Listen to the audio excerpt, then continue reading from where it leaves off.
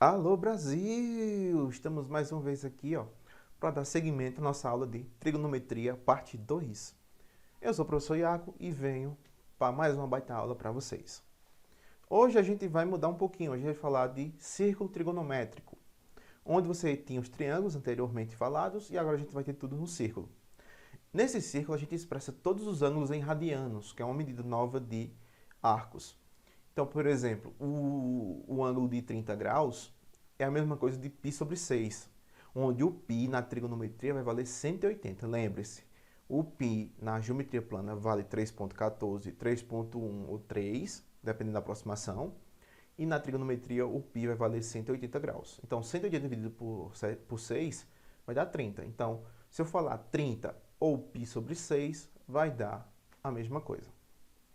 Um radiano, a gente imagina o seguinte, a gente tem um círculo aí, de raio R, e a gente vai preencher ele com um determinado grau. A gente vai chamar de R, vai envergar esse raio e vai colocar e tentar preencher esse arco aí. Se a gente tentar preencher ele todinho, vai sobrar um pequeno espaço. Se eu calcular isso direitinho, isso vai ser o quê? 0,28 de um raio. Ou seja, vai ser nem... dá o que aí? Dá 28% do raio. Dá menos que a metade da metade, praticamente. E a gente sabe o seguinte, o Arquimédio, mesmo que o raio, mede 1 radiano. E esse radiano pode ser composto em 6 radianos. Eu tenho 6 Rzinhos. Tem o rosa, tem o verde, o amarelo, o vermelho, o azul e o laranja. E sobra essa partezinha mais verde, mais escura. Então, nesse caso aí, comporta 6 radianos. E se eu somar tudo, eu tenho 6 radianos inteiros e o que sobrou ali, 6,28. Se eu pegar e dividir por 2, que no caso seria em diâmetros, né? No caso, a gente tem 3,14 diâmetros.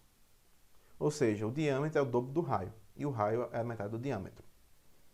Então, quem seria esse 3,14? Seria o valor de quem? De π. Então, o valor de π aí é 3,14 para o arco. Para o ângulo vai valer 180 graus. Então, falando de circunferência trigonométrica, a gente trabalha o seguinte. Primeiro, a gente tem o sentido. O sentido dessa circunferência ele é positivo para a esquerda, ou seja, o sentido anti-horário é positivo e o sentido horário é negativo. E aí a gente tem os ângulos, 0, 90, 180, 270 e 360.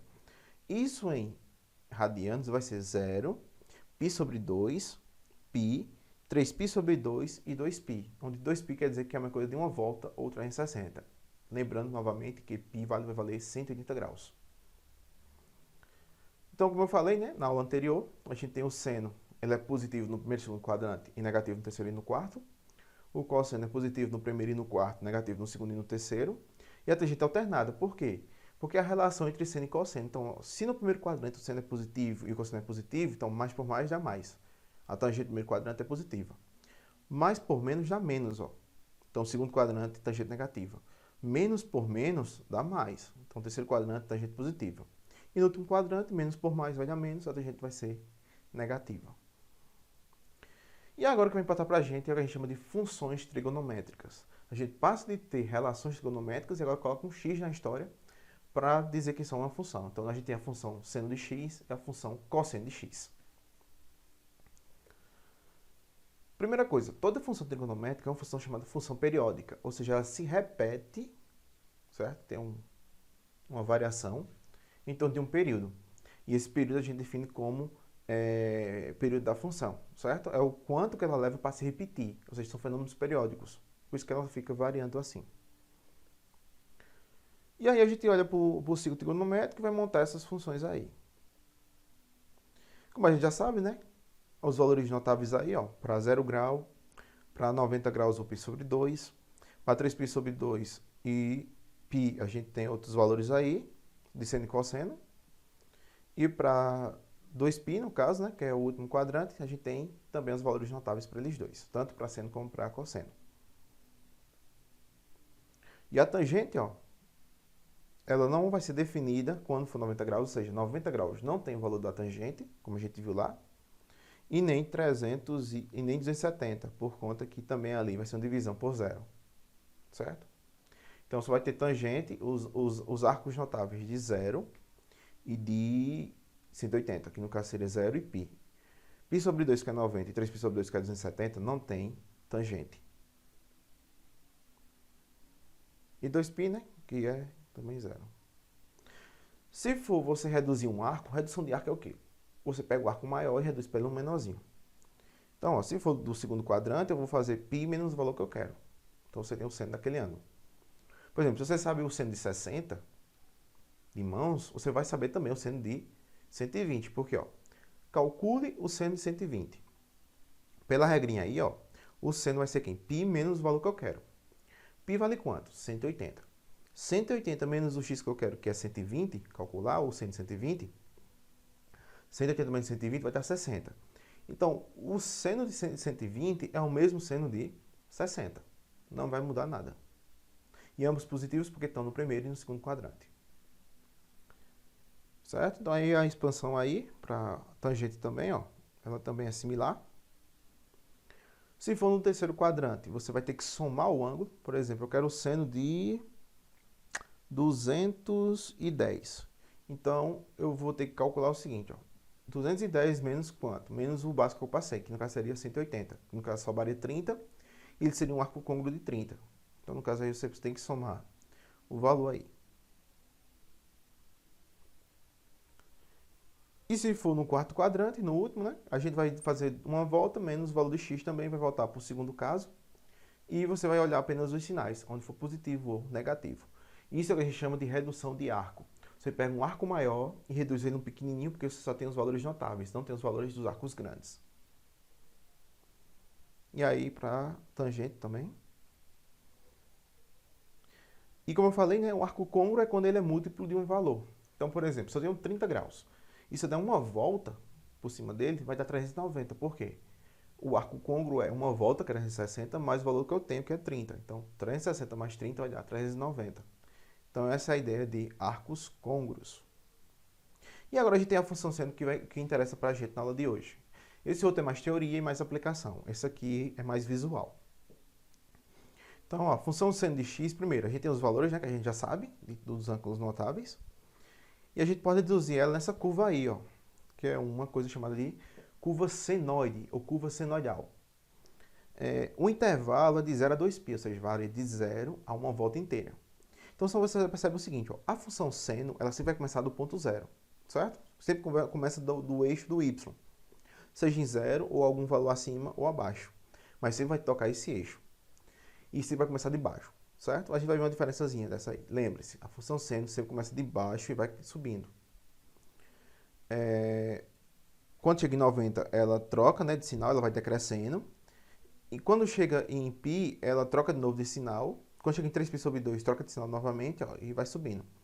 Então, aí no caso, ela é crescente no primeiro quadrante e no segundo, e negativo no terceiro e quarto, certo? Como a gente falou lá na teoria. E aí a gente tem agora o modelo visual da função seno, uma função que é uma função senoide. O período é 2π e o nome do gráfico, né, como eu falei, é senoide ou curva senoidal, certo? E aí tem uma expansãozinha dela para outros valores, que são múltiplos de 2π, certo? Como ela é periódica 2π, então a cada 2π, cada uma volta ela se repete. E agora a gente tem a função cosseno. Na função cosseno ela é muito similar à função seno. O que vai mudar? A gente tem os valores do cosseno, como a gente já viu, né, anteriormente. E agora a função cosseno ela começa de cima e vai para baixo. Ou seja, é a função seno, só que vai ter o quê? Cortada na metade do primeiro quadrante. Você corta a metade do primeiro quadrante e puxa ela. E essa metade que você cortou, você bota para o final, ó. Então, a função seno começa embaixo e vai subindo. E a função cosseno começa em cima e vai descendo, certo? Então, esse é o modelo visual para a função cosseno. Também chamado de cossenoide ou cossenoidal. E o período agora não é mais uma volta, é meia volta só. Como ela é cortada no meio, a gente só tem π sobre 2 para cada arco. E aqui a gente tem os parâmetros, ó. A gente pode ter uma função trigonométrica completa. A gente vai ter o seguinte, ó. A gente vai ter f de x igual a mais b vezes o seno de cx mais d.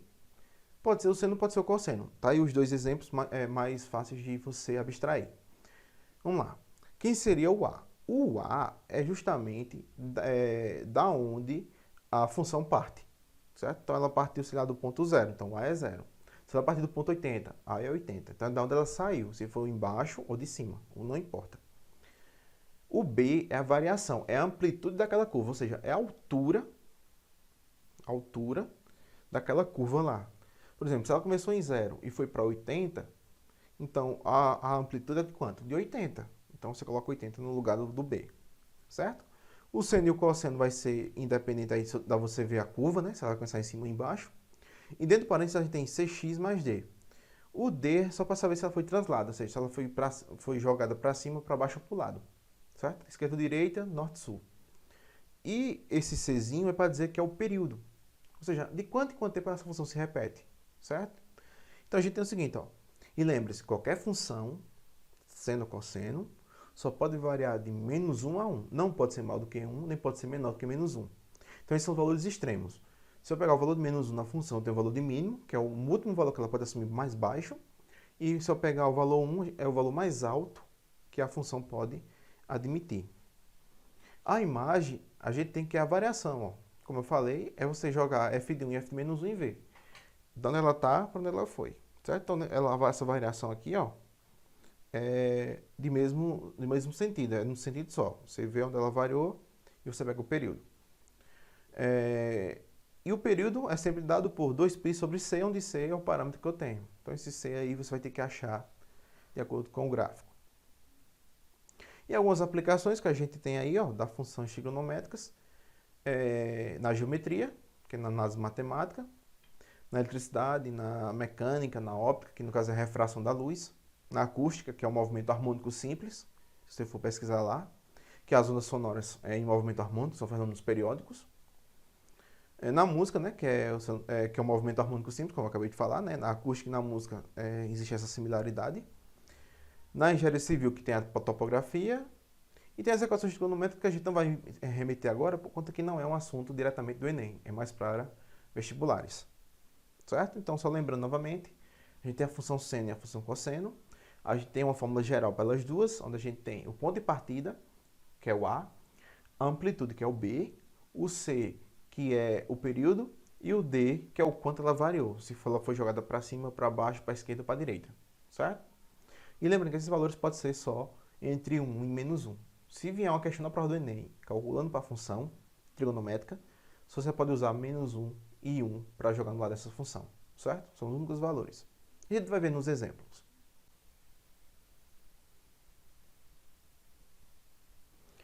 E agora a gente vai para a resolução de questões envolvendo funções trigonométricas. Então vamos lá. Primeira questão do Enem 2017, função trigonométrica.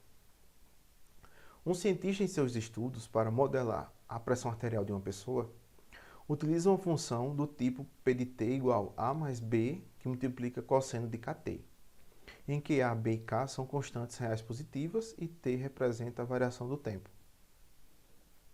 Medida em segundos. Considere que um batimento cardíaco representa um intervalo de tempo entre duas sucessivas pressões máximas. Ou seja, na hora que ele medir duas pressões máximas, esse tempo aí, ó, esse período, o que a gente chama do intervalo de tempo entre duas batidas. Certo? Pressões máximas, duas batidas, pressão máxima. Ao analisar um caso específico, o cientista obteve os seguintes dados. A pressão máxima da pessoa era 70, mínima, né? No caso, a pressão mínima da pessoa era 78 e a pressão máxima era 120. E os batimentos cardíacos por minuto era 90. Então, quer saber qual era a função, P de t, que configura esse caso específico aí. Como é que eu acho essa função? Você vai olhar o seguinte, lembre-se. Quando falar em função trigonométrica, eu só posso assimilar dois valores, 1 e menos 1. 1 quando é valor mínimo e 1 quando é valor máximo. Então, ó, quando é aquele valor mínimo? Quando o P de menos 1 vai valer quanto? 78. E vai ser máxima, 120, quando o P vai valer 1. Então, eu vou ter que calcular isso aí, ó. Então, eu vou jogar lá naquela fórmula lá. Vou pegar a fórmula que foi dada na questão. Eu vou substituir os valores, ó. A mais B vezes o cosseno de quanto? O cosseno, quando ele é mínimo, é de menos 1. Então, menos 1 ali, ó, tem que ser igual a 78. E o máximo, quando for 1, que vai ser igual a 120. Então você tem o valor Ali é 120, certo?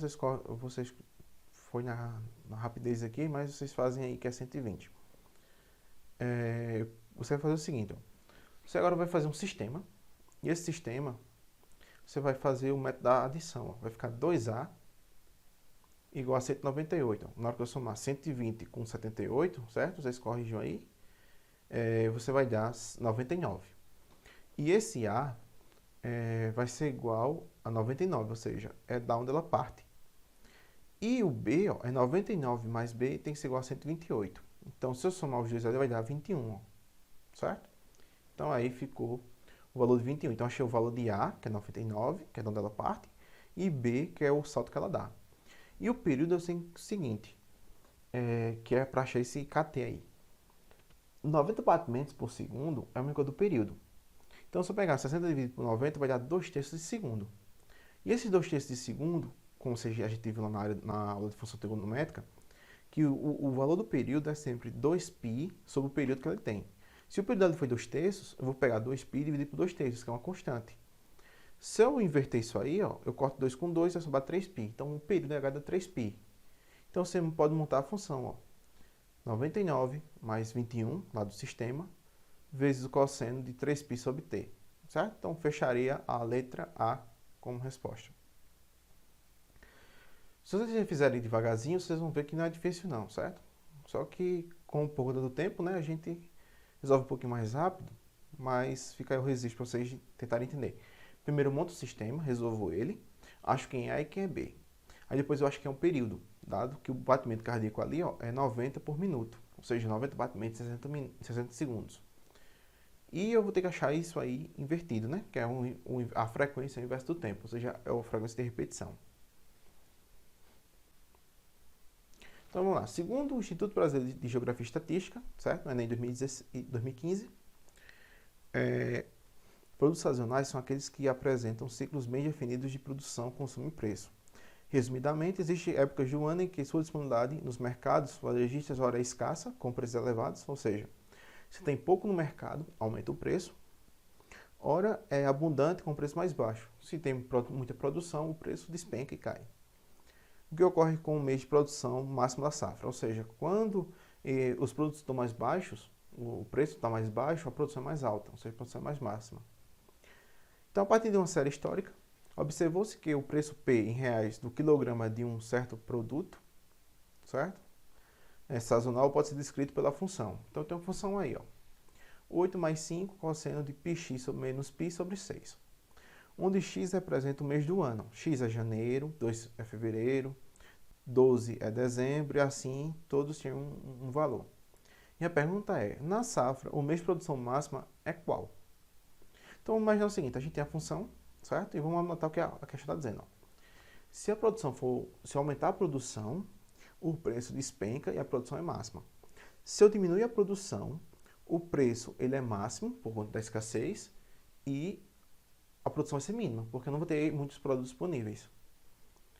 Então, eu vou pegar apenas a função trigonométrica aí, ó.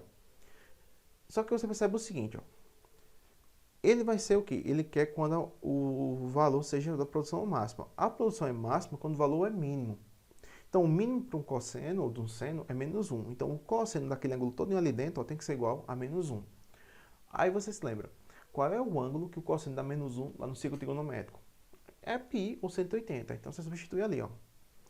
πx menos π sobre 6 é igual a π. Então, vou fazer a regra de 3 ali, ó. πx menos π igual a 6π. Corta π com π, ó. X vai ser igual a 7. Como cada número representa um mês, o mês 7 é o mês de julho. Então, o mês da produção sazonal é a letra D, julho, certo? Então, aí existe aí como é que você vai usar. Parece uma loucura, né? Você vê esses modelos aí, mas só tem grandeza de modelo. É você entender a questão e aplicar menos 1 em 1 e saber o que ele está pedindo. Então vamos lá, vamos para mais uma. Enem 2010. Um satélite de telecomunicações, 10 minutos após ter atingido sua órbita, está a R quilômetros de distância do centro da Terra. Quando R assume seus valores máximos e mínimos? Diz que o satélite atingiu seu apogeu, que é o valor máximo, e o perigeu, que é o valor mínimo, respectivamente. Suponha que esse satélite, o raio R de órbita dele, né, em função de t, seja dado pela seguinte expressão. Então tem uma expressão aí, R de t, ó, que é 5.865 dividido por 1 mais 0,15 vezes o cosseno, que é uma função cosseno, de 0,06t. E ele quer saber o seguinte, ó, um cientista monitora o movimento desse satélite para controlar seu afastamento do centro da Terra. Para isso, ele precisa calcular a soma dos valores de R no apogeu e no perigeu, representados por S. Então, S é a soma do apogeu com o perigeu, né? As distâncias do apogeu e do perigeu. E quer saber qual foi esse valor que o cientista atingiu quando calculou o valor de S. Certo? Então, a gente vai ver basicamente assim. Primeiro, a gente vai calcular o R máximo. Você percebe o seguinte, ó, como está sobre o denominador, esse valor aí só vai ser máximo quando o valor for menor. Então, quanto menor o denominador, maior o valor que eu tenho. Então, o valor mínimo do cosseno é menos 1. Então, vai ficar lá com menos 1. Fazendo as continhas, eu vou ter 6.900. Então, o valor máximo aí do raio de órbita é de 6.900. Por valor ser mínimo, eu vou ter que olhar o seguinte. Eu vou usar o valor máximo, porque quanto maior o denominador, menor será o valor da questão. Então, jogando ali menos 1, jogando ali 1, ó, vai ficar 5.865 dividido por 1,15. Dividindo esses dois, eu vou ter o valor de 5.100. Como eu quero o valor da soma, né, o S, que é a soma dos dois, ó, 6.900 mais 5.500, isso vai me dar o valor de 12.000. Eu fecho com a letra B de bola. Em 2018. Em 2014 foi inaugurada a maior roda gigante do mundo, a High-Loure, situada em Las Vegas. A figura apresenta um esboço da roda gigante, no qual o ponto A representa uma de suas cadeiras. Então tem aí, ó, o A é uma cadeira na roda gigante, o O é o centro da roda gigante. Eu tenho uma setinha indicando o sentido, né? O sentido anti-horário. E o ângulo aí está no solo. Aí diz o seguinte, a partir da posição indicada em que o segmento OA, ou seja, que é o centro ali, ó, que é o raio, se encontra paralelo ao chão ou solo, rotaciona-se a roda gigante no sentido anti-horário, em torno do ponto O. Seja T o ângulo determinado pelo segmento OA em relação à posição inicial, e F é a função que descreve a altura do ponto A em relação ao solo em função de T. Após duas voltas completas, tem o seguinte gráfico. Então tem um gráfico aí ó, da função trigonométrica, certo? Que é a função trigonométrica, porque é periódica, tem os valores aí, e eu quero achar que função é essa. Ou seja, eu tenho os valores para achar a função. No outro a gente tem a função para achar os valores.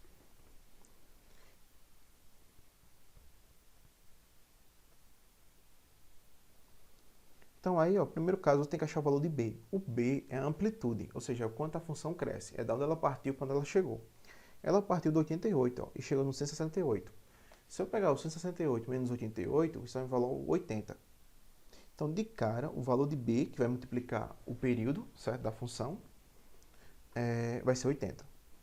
Como a função começa de baixo, ó, que o ponto 88 ele é menor do que 168, é uma função seno. Então, de cara, eu já posso eliminar a letra C, que tem a função cosseno, a letra B, que tem a função cosseno, e a letra D e a letra E. De cara, eu já posso marcar a letra A. Só com esse cálculo, para achar o valor do B, que vai multiplicar o período, e que a função não corresponde à função cossenoide, e sim à função senoide.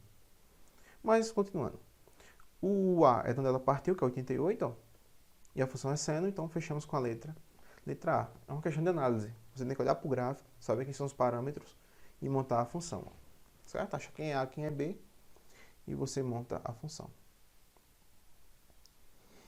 E agora tem uma questão do Enem passado, do Enem 2019, que foi um pouquinho complicada. Mas vou tentar aqui ser o máximo sucinto possível para tentar fazer vocês entenderem, certo? Um grupo de engenheiros está projetando um monitor cujo esquema de deslocamento vertical do pistão dentro da câmara de combustão está representado na figura. Então tem uma câmara aí de combustão, ó, tem um pistão variando de 0 a uma certa altura h de t, e a função é essa ali, ó, h de t é igual a 4 mais 4 vezes o seno de beta-t sobre 2 menos π sobre 2, definidos para o tempo maior ou igual a 0, ou seja, depois que ele iniciou o trajeto. Ele descreve como varia a altura h, medida em centímetros, da parte superior do pistão dentro da câmara de combustão, em função do tempo t, medida em segundos. Nas figuras estão indicadas as alturas do pistão em dois instantes distintos. Ó. No instante T0, como está explicado aí, ó, tem uma posição, e T diferente de 0 tem outra posição, certo? É como se fosse assim, ele vai, invade e volta, invade e volta, invade e volta. O parâmetro beta, que é dado por um número inteiro positivo, certo? Está relacionado com a velocidade de deslocamento do pistão. Para que o motor tenha uma boa potência, é necessário o suficiente que, em menos de 4 segundos após o início do funcionamento, T0, a altura da base do pistão alcance 3 vezes o valor de 6 centímetros. Ou seja, no tempo 1, 2 e 3, no caso é menor que 4, ele tem que atingir 4 vezes, aliás, 3 vezes, né? O valor menor que 4, 6 centímetros. Certo? Então ele tem que ir lá, bateu 6, bateu 6, bateu 6. Para o cálculo, utilize 3 como aproximação para π, certo? Aí quer saber o menor valor inteiro a ser atribuído ao parâmetro beta, você tem que achar o valor de beta, de forma que o motor tenha uma boa potência qual. Então você vai olhar o seguinte, ó. Você vai prestar atenção no seguinte. Primeiro você tem a função, certo? Você vai anotar a função aí. E vai calcular. Ó. Como eu quero uma altura de 6 centímetros, eu vou usar para 3 valores menores que 4. Então vai ficar 6 igual a 4 mais 4 seno de tudo aquilo ali, ó, de beta t sobre 2 menos π sobre 2. Eu jogo o 4 para o primeiro membro, ó, vai ficar 2 ali. E passando o 4 para dividir o 2, ó, vai dar 1 meio. Então, o seno de beta sobre 2 menos π sobre 2 é igual a 1 meio. Aí você olha, quem é o arco que me dá π sobre 2? Se você olhar direitinho, você tem um valor começando de 30, que o seno de 30 é 1 meio. E você pode passar isso várias vezes, desde que o valor seja positivo. Como eu vou multiplicar isso aqui por 3, no caso vai ser 3 valores, você vai fazer 3 vezes o valor do ângulo ali, certo? Você desenhando a circunferência trigonométrica, você vai ver que para π sobre 6 mais 2π vai ser 3π sobre 6, que vai ser, no caso, a primeira volta do quadrante, certo? Você vai fazer essa diferençazinha e você vai colocar aí. Jogando π sobre 2 para o segundo membro, você vai ter exatamente 13π sobre 6 mais π sobre 2. Para facilitar as contas, a gente multiplica em cima e embaixo por 3. 3π em cima e 6π embaixo, para simplificar ali. Ó. Então, é como se fosse ali. Ó. A diferença, né? Você tem π sobre 6 sobre π, vai dar 5π. Se eu fazer na terceira volta, ó, que é 3 vezes, na primeira volta, π sobre 6. Na segunda, 5π sobre 6. E na terceira volta, você vai somar uma volta com π sobre 6, como eu falei. Então, vai dar 13π sobre 6. Então, isso aí, ó, já calculando, vai me dar beta t sobre 2 tem que ser igual a 16π sobre 8. Que, simplificando tudo por 2 ali, ó, vai dar 8π sobre 3. E beta t sobre 2 é igual a 8π sobre 3. O 8π ali você vai tirar por 3, né? Sobre 3. Então, beta t é igual a 16. Então, beta é 16 dividido por algum valor. E esse valor não pode ser o quê? Maior do que 4 em si. Porém, tem que ter um limite. Ele tem que bater 3 vezes. Então, você vai olhar que o valor maior que eu posso ter, maior que 4, vai ser 5. Porque na hora que eu pegar 16 dividido por 4, vai me dar 4. Esse valor tem que ser maior que 4. E o próximo valor que é maior que 4 é 5. Então, o valor de beta é 5, o máximo possível. Aliás, o menor valor, né? O menor valor seria o inverso da função. Então, a gente fechava com a letra D de dado.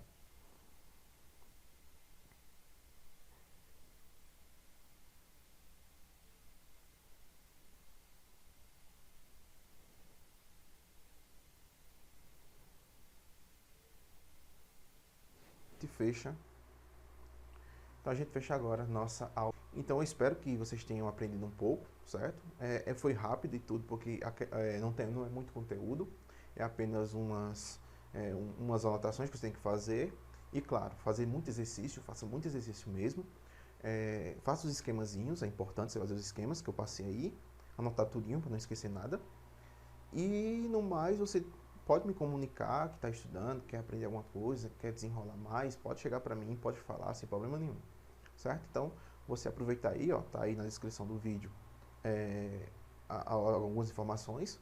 E agora você pode acompanhar a gente nas redes sociais, né? Pode seguir lá, meu canal também. Já tem vários vídeos lá agora. Acho que é a sexta aula, a sétima aula, eu acho. E tá tudo publicadozinho lá. Se você quiser rever alguma aula, alguma live, tá tudo bonitinho lá. Então, aproveita aí, segue a gente na rede social, no Instagram, no Facebook, no YouTube, certo?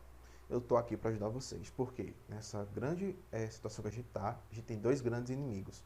O Enem, que é inimigo, porque ele mata a gente mesmo, ele seleciona pessoas, certo? Então é um concurso, você não pode dar bobeira pro Enem.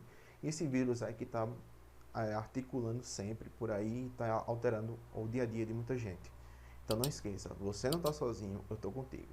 Então valeu, gente, até o próximo vídeo. Tchau.